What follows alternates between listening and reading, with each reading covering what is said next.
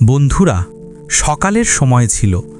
অযোধ্যার ব্যস্ত বাজারে রাস্তার ধারে এক বৃদ্ধ ব্যক্তি কিষণলাল তার ঝুড়িতে তাজা ও রসালো ফল বিক্রি করছিলেন। তার মুখ সকালের রোদে ঝকঝক করছিল, যার উপর জীবনভরের পরিশ্রমের রেখাগুলো স্পষ্ট দেখা যাচ্ছিল। তিনি ছিলেন একজন সাধারণ মানুষ, যার পৃথিবী ঘুরত তার ছোট্ট দোকান আর দুই মেয়েকে ঘিরে। আর দুই মেয়ে, অঞ্জলি আর প্রীতি, দূরের শহরে পুলিশ সার্ভিসে উপপরিদর্শক পদে কর্মরত। এমন একটা পদ যার জন্য কিষণলাল নিজের সব উপার্জন আর স্বপ্ন বাজি রেখেছিলেন। তিনি ছিলেন যার গ্রামের প্রথম ব্যক্তি যার মেয়েরা এত বড় সরকারি চাকরি পেয়েছে, এবং এতে তার গভীর গর্ব ছিল। ওরা দুজনেই প্রায়ই ফোন করত, বাবার খবর নিত। কিন্তু কিষণলাল কখনো তার কষ্টের কথা বলতেন না। ভয় ছিল মেয়েদের মনোযোগ যেন চাকরি থেকে সরে না যায়। তিনি প্রায়ই বলতেন, তোমরা বড় কাজের জন্য জন্মেছ, আমি এখানে ঠিক আছি, শুধু তোমরা নিজেদের খেয়াল রেখো। আজ তিনি জানতেন না যে তার সঙ্গে এমন কিছু ঘটতে চলেছে যা শুধু তাকে নয়, তার মেয়েদেরও ভিতর থেকে নাড়িয়ে দেবে এবং তাদের জীবনের দিক চিরকালের জন্য বদলে দেবে। কিষণলাল কাজে মগ্ন ছিলেন, ক্রেতাদের সঙ্গে কথা বলছিলেন, মুখে হালকা হাসি। হঠাৎ একটা সরকারি জিপের তীব্র শব্দে পুরো বাজারের দৃষ্টি আকর্ষিত হলো। জিপটা তার সামনে এসে থামল এবং নেমে এলেন ইন্সপেক্টর অশোক কুমার। তার চোখে অহংকার আর ক্ষমতার নেশা স্পষ্ট ঝকঝক করছিল, যেন সে পুরো বাজারের মালিক। রুক্ষ গলায় বললেন, এই বুড়ো, তোর এত সাহস কোথায়? দোকান বসিয়েছিস?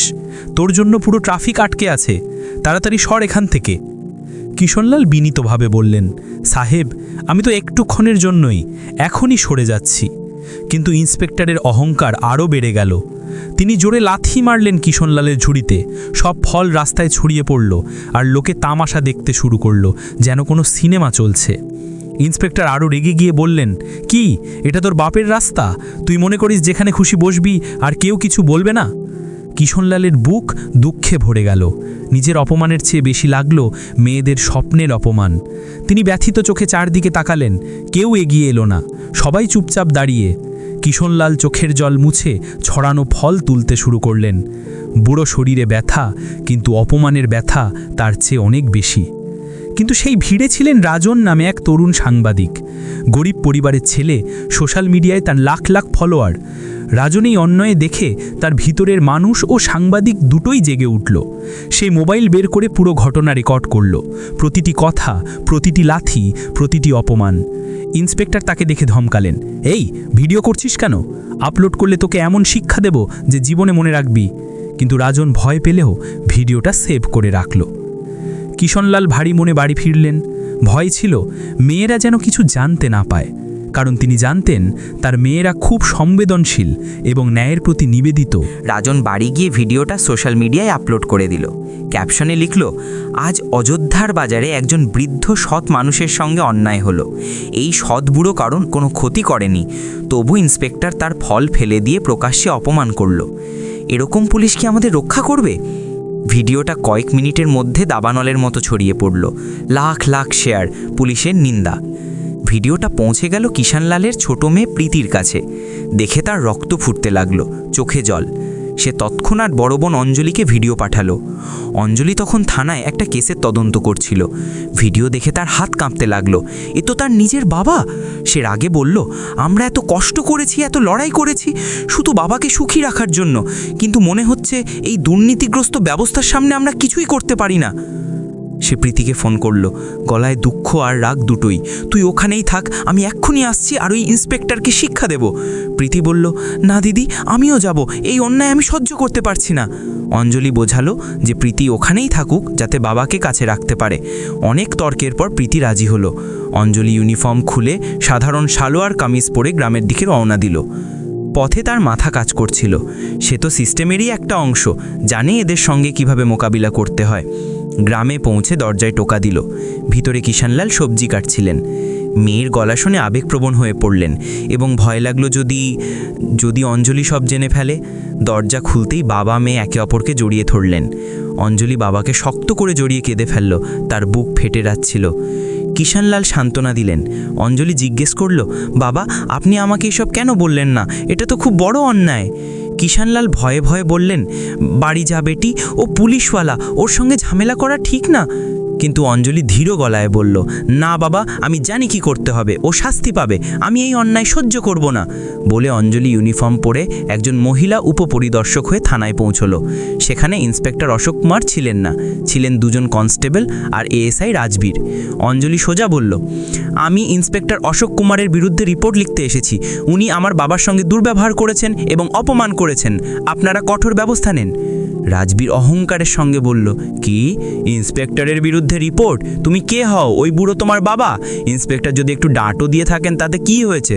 দোস্ত তোমার বাবারই, রাস্তায় দোকান বসিয়েছিলেন। অঞ্জলির রাগ আরও বাড়ল। সে পুরো শক্তি দিয়ে বলল, আমাকে আইন শেখাবেন না, আমি জানি আইন কি, আর আমি ন্যায় নিয়েই যাব। রিপোর্ট না লিখলে আপনার বিরুদ্ধেও ব্যবস্থা নেব। রাজবীর অবাক, বিশ্বাস করতে পার না যে একটা সাধারণ মেয়ে এত সাহস দেখাতে পারে। বলল, তুমি কে যে এত ধমকাচ্ছ? আমরা তোমাকে এখনই জেলে পাঠাতে পারি। অঞ্জলি কোনো উত্তর না দিয়ে টেবিলে তার সরকারি আইডি কার্ড রেখে দিল। আইডি দেখে রাজবীরের চোখ ছানা বড়া। ঘাবড়ে গিয়ে বলল, সরি ম্যাডাম, আপনি এএসআই, বলুন কি করতে হবে। ঠিক তখনই ইন্সপেক্টর অশোক কুমার থানায় ঢুকে হেসে বললেন, কেন এসেছ? কি করতে হবে? অঞ্জলির মন বলল এখনই একটা চর কষিয়ে দেয়, কিন্তু সে ধৈর্য ধরল। বলল, মনে রাখো, আমি তোমাকে সাসপেন্ড করিয়ে ছাড়ব, বলে বেরিয়ে গেল। ভিতরে ইন্সপেক্টর আর এএসআই চিন্তায় পড়ে গেল যে মেয়েটা সত্যিই কিছু করবে কিনা। অঞ্জলি বাড়ি ফিরে পরিকল্পনা করল। পরের দিন সোজা ডিএম সুলেমানের অফিসে গেল। ভাইরাল ভিডিও দেখালো আর বলল, আমি ইন্সপেক্টরের বিরুদ্ধে কঠোর ব্যবস্থা চাই। ডিএম বললেন, প্রমাণ আর সাক্ষী লাগবে। অঞ্জলি রাজনকে খুঁজে বের করল। রাজন আসল ভিডিও দিল এবং সাক্ষী হতে রাজি হলো। দুজনে ডিএমের কাছে গিয়ে প্রমাণ পেশ করল। ডিএম ভিডিও দেখে বললেন, এই ইন্সপেক্টর পদের অপব্যবহার করে গুরুতর অপরাধ করেছে। পরের দিন বড় প্রেস কনফারেন্স ডাকা হলো, মিডিয়ার লোক জড়ো হলো। ডিএম বললেন, সোশ্যাল মিডিয়ায় ভাইরাল ভিডিওতে এক ইন্সপেক্টর এক বৃদ্ধের সঙ্গে অন্যায় করেছে। আমাদের কাছে সাক্ষী ও প্রমাণ আছে। তখন অঞ্জলি মঞ্চে উঠে বলল, আমি উপপরিদর্শক অঞ্জলি শর্মা এবং ভুক্তভোগী বৃদ্ধ আমার বাবা। সবাই অবাক। অঞ্জলি বলল, শুধু ইন্সপেক্টর নয়, এএসআই রাজবীরও দোষী, যে অভিযোগ নিতে অস্বীকার করেছে।